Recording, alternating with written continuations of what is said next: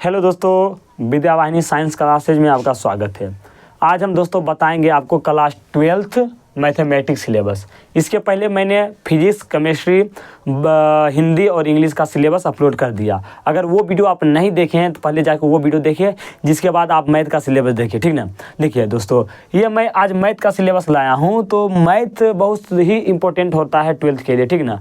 अब यहाँ से अगर आप मतलब कि 12th का मैथ अगर बढ़िया कर लेते हैं तो आपको आगे जो आता है एयरफोर्स, नेवी, इस सब में आपको बढ़िया से NDA वगैरह इसमें बढ़िया हेल्पफुल होगा, ठीक ना।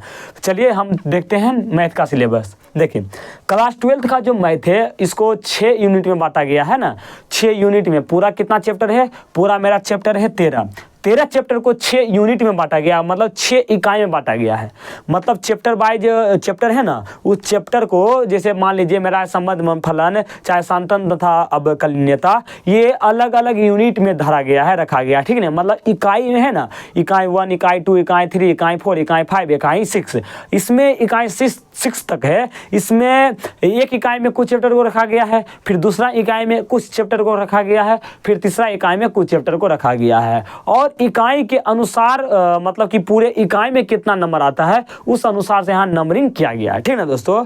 तो देखिए पहला मेरा देखिए इकाई, जैसे देखिए इकाई 1 है, इकाई 2 है, इकाई 3 है, इकाई 4, इकाई 5, इकाई 6, ठीक। ये मेरा हुआ इकाई। और इकाई 1 में देखिए कितना चैप्टर है? 2 चैप्टर। इकाई 2 में मेरा कितना चैप्टर है? 2 चैप्टर। इकाई 3 में कितना चैप्टर है? तो मेरा 4 चैप्टर है। इकाई 4 में मेरा कितना चैप्टर है? 2 चैप्टर है। इकाई 5 में कितना चैप्टर है? 1 चैप्टर है। इकाई 6 में कितना चैप्टर है? 1 चैप्टर है, ठीक है।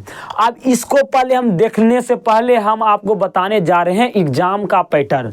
हमारा क्लास 12th में 2025 में जो एग्जाम होगा उसका एग्जाम पैटर्न क्या रहने वाला है, ठीक ना। चलिए हम देखिए यहाँ पर एग्जाम पैटर्न आपको बढ़िया से समझाते हैं। देखिए जो हमारा मैथमेटिक्स जो होता है दोस्तों, क्या मैथमेटिक्स,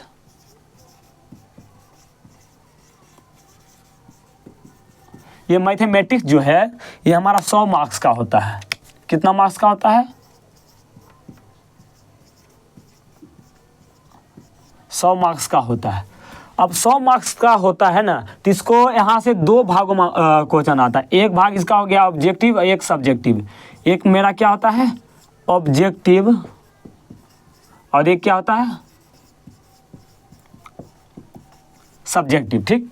एक मेरा आता है ऑब्जेक्टिव, एक मेरा क्या होता है? सब्जेक्टिव। 100 मार्क्स जो होता है उसको 2 भागों में देता है क्वेश्चन, एक ऑब्जेक्टिव में, एक सब्जेक्टिव में, ठीक ना।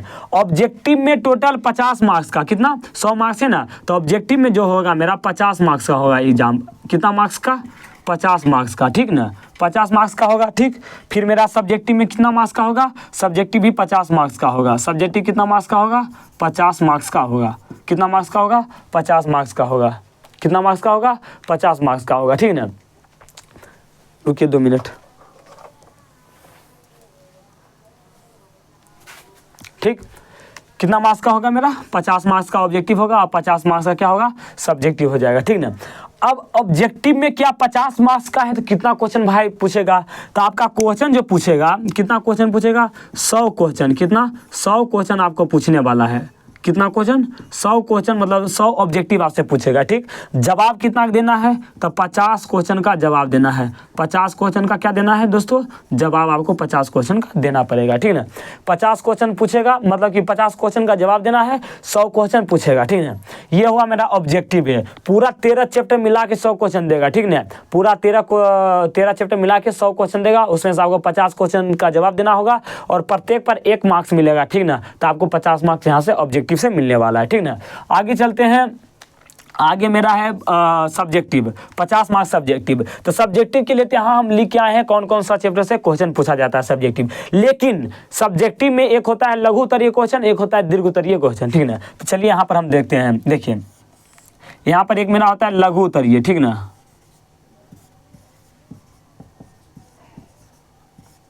लघु उत्तरीय प्रश्न, देखिए लघु उत्तरीय प्रश्न है। यहाँ से आपको जो क्वेश्चन पूछेगा, कितना क्वेश्चन पूछेगा दोस्तों? तो पूछेगा आपको क्वेश्चन पूरा 30 क्वेश्चन पूछेगा। कितना? 30 क्वेश्चन पूछेगा। जवाब कितना क्वेश्चन का देना है? 100 क्वेश्चन की बात करें, जवाब देना है आपको 15 क्वेश्चन, ठीक। 15 क्वेश्चन का जवाब देना है, ठीक ना। 15 क्वेश्चन का जवाब देना है और 2 मार्क्स मिलेगा, तो मतलब 30 मार्क्स आपको मिलेगा कहाँ से? लघु उत्तरीय से, ठीक। आगे चलते हैं मेरा दीर्घ उत्तरीय, क्या, दीर्घ उत्तरीय, दीर्घ उत्तरीय प्रश्न, ठीक। दीर्घ उत्तरीय में पूछेगा कई क्वेश्चन, तो दीर्घ उत्तरीय में भाई साहब पूछेगा आपसे टोटल पूछेगा 8 क्वेश्चन, ठीक। जवाब देना है कितना क्वेश्चन आपको, जवाब देना है आपको 4 क्वेश्चन का, और 5 मार्क्स मिलेगा, यानी कि 20 मार्क्स आपको यहाँ से मिल जाएगा। कितना मार्क्स मिल जाएगा, 20 मार्क्स मिल जाएगा। तो 20 और 30 कितना हो गया, 50 हो गया। 20 और 30 कितना हो गया, 50 हो गया, ठीक ना। 20 और 30 कितना हो गया दोस्तों, 50 मार्क्स हो गया, ठीक। 20 30 कितना हो गया, 50 मार्क्स। इधर नहीं जाना रहा है, नीचे लिख देते हैं। इधर कितना हो गया, ये 20 मार्क्स हो गया, ठीक। तो 20 और 30 यहाँ पर मार्क्स नहीं जाना रहा है, इधर हम लिख देते हैं। यहाँ 15 क्वेश्चन का आपका जवाब देना है, और प्रत्येक पर 2 मार्क्स मिलेगा, यानी कि 30 मार्क्स आपको यहाँ से मिल जाएगा। कितना मार्क्स मिलेगा, 30 मार्क्स मिल जाएगा, ठीक ना। आगे चलते हैं, ये मेरा हो गया सब्जेक्ट। अब ये कहाँ से आएगा ये देख लेते हैं। देखिए हमारा बोले ना क्लास 12th में 6 यूनिट है, कितना, 6 यूनिट है। पहला यूनिट में 2 चैप्टर को शामिल किया गया। पहला यूनिट है, पहला यूनिट में कितना मार्क्स का क्वेश्चन आता है, तो 10 मार्क्स का क्वेश्चन आता है। पहला यूनिट है ना इकाई 1, इसमें 10 मार्क्स का क्वेश्चन पूछेगा, और पहला यूनिट में 2 चैप्टर रखा गया है। पहला का नाम है संबंध एवं फलन, क्या नाम है, संबंध एवं फलन, और दूसरा का नाम है प्रतिलोम त्रिकोणमितीय फलन, ठीक। प्रतिलोम त्रिकोणमितीय फलन, ठीक। उसी तरह मेरा इकाई 2 आता है। इकाई 2 का नाम है बीजगणित, ठीक। अलजेब्रा, बीजगणित जो होता है यहाँ से 13 मार्क्स का क्वेश्चन पूछता है। कितना मार्क्स का पूछता है, 13 मार्क्स का यहाँ से क्वेश्चन आपको पूछेगा। और इसमें जो रखा गया है चैप्टर 3 और 4 को रखा गया है। चैप्टर 3 का नाम है आव्यूह और सारणिक। चैप्टर 3 का नाम क्या है, आव्यूह, और चैप्टर 4 का नाम है सारणिक, ठीक। अगला मेरा आता है इकाई 3। इकाई 3 जो है इसका नाम है कलन, मतलब कैलकुलस, क्या, कलन यानी कि कैलकुलस। यहाँ से 40 मार्क्स का क्वेश्चन पूछा जाता है। बहुत इंपॉर्टेंट चैप्टर है यहाँ, ठीक ना। बहुत ही इंपॉर्टेंट इकाई है कलन यानी कि कैलकुलस। यहाँ से 40 मार्क्स का क्वेश्चन पूछा जाता है। और इसमें 4 चैप्टर को शामिल किया गया है, नहीं 5 चैप्टर का, सॉरी 5 चैप्टर का शामिल किया गया है, जिसमें से 5वां चैप्टर मेरा है सांतत तथा अवकलनीयता। फिर मेरा है 6ठा चैप्टर अवकलज की अनुप्रयोग। यहाँ से सिर्फ 2 ही मार्क्स का क्वेश्चन पूछा जाता है। चैप्टर 7 है मेरा समाकलन, और चैप्टर 8 मेरा है समाकलन के अनुप्रयोग, और चैप्टर 9 है अवकल समीकरण, ठीक ना। देखिए ये मेरा कितना हुआ, इकाई 3 में मेरा 5 चैप्टर है। कौन कौन, सांतत्व तथा अवकलनीयता, अवकलज के अनुप्रयोग, समाकलन, समाकलन के अनुप्रयोग, अवकल समीकरण, ठीक। अगला मेरा आता है इकाई 4। इकाई 4 का नाम है सदिश और त्रिविमीय ज्यामिति। यहाँ से 18 मार्क्स का क्वेश्चन पूछा जाता है। कितना मार्क्स का, 18 मार्क्स का क्वेश्चन पूछा जाता है। इसमें चैप्टर 10 और चैप्टर 11 को रखा गया है। चैप्टर 10 का नाम है सदिश बीजगणित, क्या नाम है, सदिश बीजगणित, और चैप्टर 11 का नाम है त्रिविमीय ज्यामिति, क्या नाम है, त्रिविमीय ज्यामिति। अगला चलते हैं इसी तरह इकाई 6। इकाई 6 से इकाई 5। इकाई 5 से हमारा 9 मार्क्स का क्वेश्चन आता है। कितना मार्क्स का आता है, 9 मार्क्स का क्वेश्चन आता है। और इसमें रखा गया 12वां चैप्टर, जो 12वां चैप्टर है उसका नाम है रैखिक प्रोग्रामन, और यहाँ से एक 5 मार्क्स का क्वेश्चन फिक्स रहता है, ठीक। आगे चलते हैं मेरा इकाई 6। इकाई 6 जो है इसमें से 10 मार्क्स का क्वेश्चन पूछा जाता है। कितना मार्क्स का, 10 मार्क्स का क्वेश्चन पूछा जाता है। और इसमें 13वां चैप्टर यानी कि लास्ट चैप्टर को इसमें इंक्लूड किया गया है, जिसका नाम है प्रोबेबिलिटी यानी कि प्रायिकता। तो ये हुआ हमारा किसका, क्लास 12 का मैथ का सिलेबस। देखिए कौन कौन सा, देखिए आपको पूरा चैप्टर का नहीं करना है तैयारी, ठीक ना। थोड़ा सा देखिए क्या हम बताते हैं, आपको टीचर नहीं बनना है, आपको 100 में 100 मार्क्स लाना है। 100 में 100 मार्क्स लाने के लिए आपको कौन कौन सा चैप्टर पढ़ना चाहिए हम बताते हैं आपको। पहला आप पढ़ लीजिए, कौन जानते हैं, चैप्टर की बात करते हैं। आप पढ़ लीजिए, ये पढ़िए प्रतिलोम त्रिकोणमितीय पढ़ लीजिए, ठीक, ठीक ना। ये दूसरा पढ़ लीजिए, ये तीसरा चैप्टर पढ़ लीजिए, ये पढ़ लीजिए दूसरा नंबर में, ठीक। और तीसरा नंबर में पढ़ लीजिए आप सारणिक पढ़ लीजिए, ठीक। फिर पढ़ लीजिए ये सांतत्व तथा अवकलनीयता पढ़ लीजिए चौथा नंबर में, ठीक। और ये 5वां नंबर में ये पढ़ लीजिए समाकलन, ठीक। और 6ठा नंबर पर ये अवकल समीकरण, ठीक ना। और 7वां नंबर में आप पढ़ लीजिए सदिश बीजगणित, ठीक। आइए वो 8वां नंबर पर 8 चैप्टर आप पढ़ लीजिए।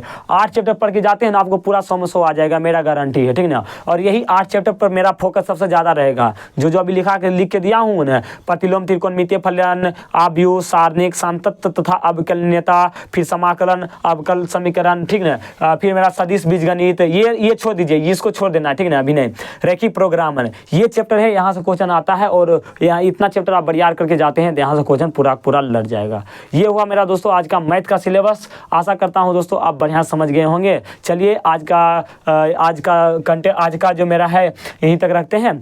आगे हम अगला क्लास में मिलेंगे आपको बायोलॉजी से, ठीक है। बायोलॉजी का सिलेबस क्या होगा उसके बारे में हम आपको बताएंगे। चलिए आज का क्लास यहीं तक रखते हैं, मिलते हैं अगले क्लास में। जब तक के लिए थैंक यू।